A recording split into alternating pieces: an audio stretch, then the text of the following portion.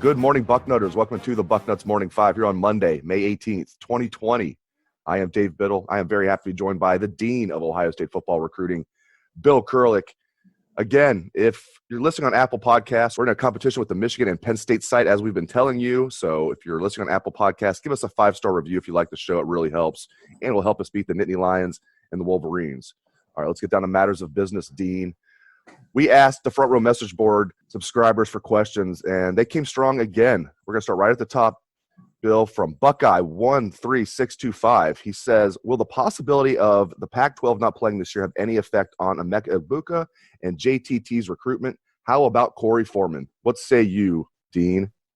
First of all, Dave, I noticed that you went with JT and didn't go with his last name there. I guess I don't blame you, but Tuimoloau.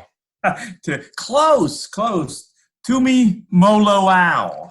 So Tuimoloau. Okay. Tui, yeah, JT Tui Moloau is how he pronounces that, and Emeka Egbuka is a little easier, but irregardless, both would look great in Ohio State uniforms. And as far as the Pac-12, I really have a hard time imagining that we're going to have a college football season that doesn't include all of the major conferences. I just somehow don't necessarily see that happening. But if they didn't, for any chance, or there was some failure on the part of the Pac-12, I'm not sure that it would affect those two too much, because they wouldn't even be there, obviously. They still have their senior seasons in high school to play. So maybe they would think about it a little bit, but I don't think it would be a huge factor in their decision. In the case of JT, I've said for a little while now quite a while actually, that USC is the sleeper school there, and I still think they are the school to most highly contend with Ohio State as one of the schools for him. So he's got a lot of family in Southern California on his mom's side, and they are recruiting well this year. Now we'll see, how does USC do on the field this year? If they don't get it done on the field, I think that's going to have a big impact. But right now they're on a pretty good streak. With Emeka, I know that's another question that we have, I believe, for later in the thread. But with Emeka, I think that USC is not a huge factor there. I think it's more of some other schools, and we'll get to that in a bit here. What about Corey Foreman? Foreman, I realistically, I don't think he's going to end up at Ohio State. The way Ohio State's recruiting this year, it's really hard to say that they're not looking good with or looking reasonable with any player. They're just on such a tremendous recruiting run. But right now with Foreman, I think USC is the school to beat. Next question is from OSU Rocker 84. Bill, looking at 2022 running backs, are Trey Bixby and the three running backs listed in the top 10 for Ohio's rankings? Are they Ohio State caliber? And who do you see of that group getting Ohio State offers? All of those players are good players. You've got Stephen Bird, you've got Trey Bixby, you mentioned Bram Payne, who I like a lot, Kentrell Marks. Those are the guys that we're talking about, and all are good running backs. But right now, Ohio State has not offered scholarship to any of them. In fact, they've only offered a scholarship to 4 Ohioans so far in the class of 2022, but it's very early. I guess it wouldn't shock me if Ohio State did not end up offering a running back in the Ohio class of 2022. As we know, it's been spectacular this year with 2021 and landing Trayvon Henderson as well as Evan Pryor. And I think that they're going for the same type of thing, spectacular results in the class of 2022. But if my choice right now if Ohio State offered a 2002 Ohio running back would be G. Brand Payne. I have him just a shade ahead of the others right now. But again, all of them are good prospects, and it's early, so we'll see who develops. Next question is from RC3 Miller. He says, Bill, for 2022, how many linebackers will Ohio State take? And what is the pecking order between McCullough, Powers, and others? Well, when you look at how many players that Ohio State is going to take at any one position, the first thing you need to do is look at their numbers at the position right now. And for the class of 2022, you need to go back and look at numbers for both the seniors and juniors currently on the roster, because those are the guys that are going to be replaced with the class of 2022. So if you look at the roster right now, seniors, they've got Baron Browning and Pete Werner. And then they've got two graduates, Tuff Borland and Justin Hilliard. So all four of those guys are going to be gone before the class of 2022 gets to Ohio State. So there's four openings right there. As juniors, they've got Taraja Mitchell, they've got Kayvon Pope, and they've got Dallas Gant. So you look at that, and there's 7 openings that really impact the class of 2022 linebackers. And, right now, they've got a commitment from just one linebacker for 2021, a great one in Reed Carrico, but they want to add one more. So let's say that they end up getting their 2 linebackers out of the class of 2021, and I'm not convinced that's going to happen for sure, but let's say they do. That would leave, if all of the players I mentioned currently on the roster leave, that would leave 5 spots for linebackers for the class of 2022. I think it's probably going to be 4 spots. I think that maybe one of those guys that's a junior comes back for another year, whether it be Pope or Gant or Mitchell. So I'm thinking you're going to probably replace that class of those 2 classes, senior and junior, with 4 linebackers out of the class of 2022, maybe 5 though, because again, I'm not convinced that they're going to get 2 linebackers in 2021. They might, but I'm not convinced of it at this point. As far as the pecking order, I like Gabe Powers. He's at the top. He's a guy Ohio State really would like to have. They've already got C.J. Hicks committed. Gabe Powers from Marysville, huge target. I like their chances with him, though it's not a done deal. Justin Medlock from Texas is a guy that have crystal ball to Ohio State that they've offered. And then Dasan McCullough from Kansas is somebody that they like a lot too. I would go with the pecking order of Powers at the very top, and then I would put either one, Dasan McCullough or Justin Medlock, as 2 and 3 in either order. Good stuff there. Next question, shouldn't say next questions, are from AK Buckeye 23. First question from AK Buckeye 23. I'll take this one since it's not a recruiting question. Is it realistic to expect Cam Babb to contribute this year? I think it is realistic. Now, I'm concerned because he's had multiple ACL tears, but looking at the video of him working out, he's definitely healthy right now. If he can stay healthy, I mean, obviously that's the big if, but Cam Babb's got a lot of talent. He's a tough kid. They like him. And keep in mind, they only have 2 receivers coming back with really any type of experience, and that's Chris Olave and Garrett Wilson. I guess Jamison Williams has had a little bit, not that much. A lot of young guys are going to play. Those 4 freshmen, I think for sure 3 of them are going to play a lot. I'm not sure about I don't know if Mookie Cooper is going to play a lot right away, but I mean, I like Mookie Cooper, but I think for sure that Julian Fleming and Jackson Smith and G. Scott Jr. are all going to play. And I'm sure Mookie Cooper will see the field. But, yeah, I do think I think it's realistic to expect Cam Babb to contribute, but you have to remember he's not just coming off 1 knee injury. He's coming off 2, maybe 3. Bill, remind me on that. Did Cam Babb tear his ACL 3 times or 2 times? Oh, boy, I think it was I know it was twice. I don't know. I cannot recall exactly a 3rd time, but I know it was at least twice. Yeah, once in high school, and I think twice at Ohio State, but hopefully it was quote-unquote just twice. But, yeah, I do think it's realistic for Cam Babb to contribute this year if he stays healthy. Next questions are recruiting. We'll go to Bill for these. Bill, is Tony Grimes just blowing smoke, or does Ohio State have a shot? Well, I don't think Tony Grimes ends up at Ohio State, and I've said that for a long time. And what people have to remember is that Ohio State does their own evaluations. I know that Tony Grimes is highly ranked. I believe he is still the number 1 cornerback in the country in the rankings. If he's not, he's number 2 at worst. But anyway, he's highly, highly ranked. But Ohio State doesn't use they use their own rankings, as they should do. And there are other guys on the board ahead of Tony Grimes. And I've said this for quite some time, and actually some people wondered about that, but he's not at the top of the board. They have room for and again, that's not that he's not a good player at all. It's just that Ohio State does not always look – well, they look for everything and to fit their needs and all.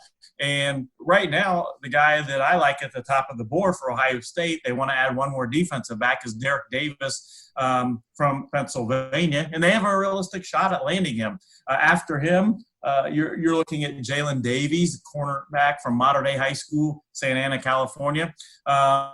So really, I just have never thought Tony Grimes is going to end up at Ohio State. I've said for quite some time that you've got to look at what Ohio State is looking for and how their board is arranged. Next question, again from AK Buckeye 23. This is the Emeka Egbuka question that you referenced earlier. He wants to know more about Emeka with, looks like Washington might be out. Clemson's going to land Stiletto. Who was the primary threat to Ohio State to land Emeka? Is Oklahoma a concern at all? Yes, as far as Oklahoma. Emeka came out with his top 4 on Friday. He came out with a final four, actually. Emeka's final 4 were Ohio State, Oklahoma, Washington, and Clemson. That's the last 4 for Emeka Egbuka. And right now, I'm not saying that he's going to end up at either Ohio State or Oklahoma for sure, but right now, as things stand, I think his top 2 choices are Ohio State and Oklahoma. And again, I would not rule out Washington or Clemson because they are on his final 4. But I think that Oklahoma is the school that is closest right now to Ohio State. Having said all that, I love the Buckeyes. I like the Buckeyes' chances very much to land him. I've said all along, I think Ohio State gets one of the 2, either Emeka or Troy Stellato. And right now I have Stellato going to Clemson and Emeka to Ohio State. Final question from AK Buckeye 23 asks, it's about defensive backs. Why does Ohio State want Derek Davis, a safety, over Jalen Davies or Denzel Burke, who are corners? What makes safety more of a need? Are Dunn and Turrentine going to play cornerback? I've said this for a while too, quite a while actually. Think talent when you look at Ohio State's defensive back recruiting. They've got a spectacular start. Kerry Combs has come back to Ohio State and got it done in a big way. They've got 5 defensive backs committed. They aren't going for just another defensive back. They are going for talent, and it doesn't matter whether it be safety or cornerback so much. It matters talent. They're not going to take somebody down farther on their board just because he's a corner, for instance, if they can get a great safety, and that great safety would be Derek Davis. He is a great safety out of Pennsylvania. So, he's the guy that I have at the top of the board with Jalen Davies next. Denzel Burke is another corner that they're looking at. He is an outstanding prospect. But, again, think talent, not necessarily position, because Ohio State has a lot of versatility. I've said this for quite a while. Guys like Andre Turrentine, he's going to come in as a safety, but he can play corner and might end up eventually as a corner at Ohio State. Jansen Dunn, same way. He can play safety or corner. So they have a lot of versatility there. And actually the question before that is right in this same alley. Who's the most underrated recruit in this class? And that guy, in my mind, is Jalen Johnson, a defensive back out of Cincinnati. Jalen Johnson, I've seen him play in person, and I think he is a tremendous player. I really like him.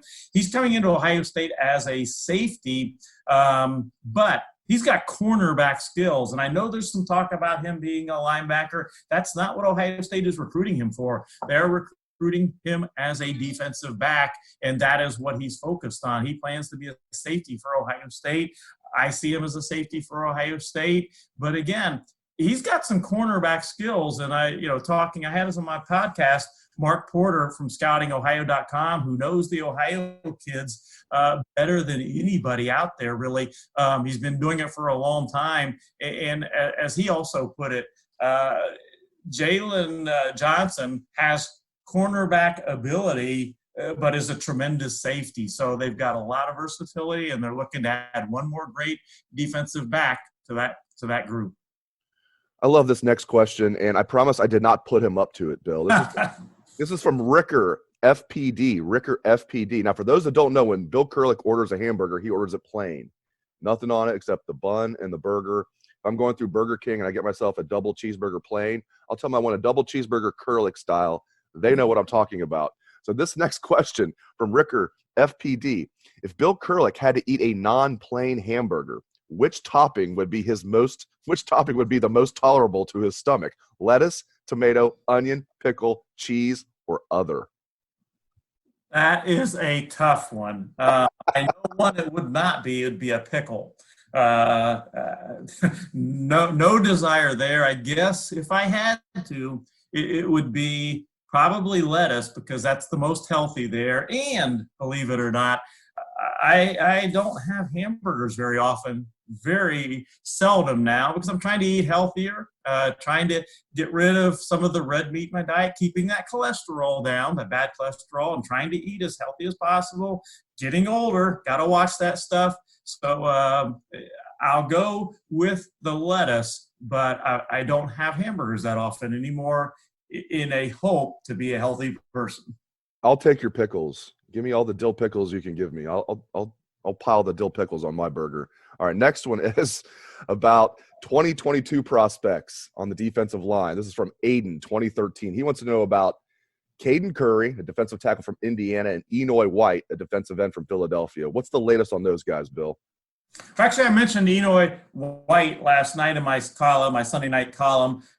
He's a guy at Ohio State just recently offered this past week. Larry Johnson's recruiting him. He's the number one weak side defensive end in the class of 2022 in the 247 Sports rankings, and he is interested in Ohio State. He talking to him recently, he was very, very happy that the Buckeyes offered. And again, Larry Johnson is the guy recruiting him, and very early for him, but he has an interest in Ohio State. As far as Caden Curry, defensive lineman, a lineman out of Indiana, Ohio State has not offered him. We'll see how that goes if the Buckeyes do end up offering.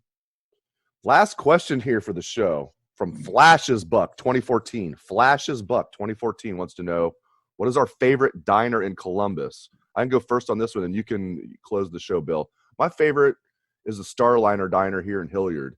I live in the Hilliard School District. It's actually technically Galloway mailing address, Columbus, Texas. It's a interesting area I live in. But Starliner Diner in Hilliard, I'm going to have to give that my 5-star rating for diners. It's really good. It's breakfast food. I'm not even a huge breakfast food guy. It's got a Cuban theme, but a lot of like breakfast burritos and stuff like that. It is so good. And I'm going to go with the Starliner Diner in Hilliard. What's your favorite diner, Bill?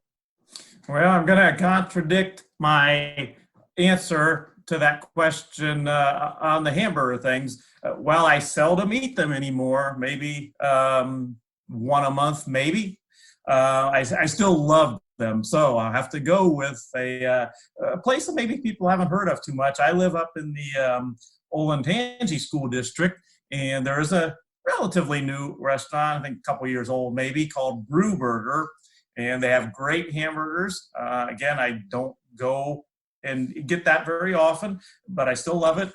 When I do go there, Brew Burger, and I will get one of their hamburgers without all of those previously mentioned condiments.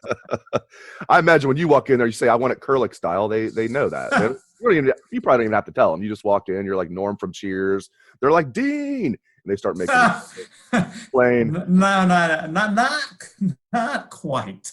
I think you're being humble. Well, great. Thanks for the great questions out there, Bucknutters, and thank you to the Dean of Ohio State Football Recruiting, Bill Kurelic, for stopping in and answering the great questions. Again, if you like the show, give us a 5-star review on Apple Podcasts. If you're listening on YouTube and you like the show, subscribe. All that really helps, and we appreciate it. Thank you so much to the listeners out there for tuning into the show, and thank you to the Dean of Ohio State Football Recruiting, Bill Kurelic. I hope everyone has a great day. Let's hear that Buckeye swag, best damn band in the land.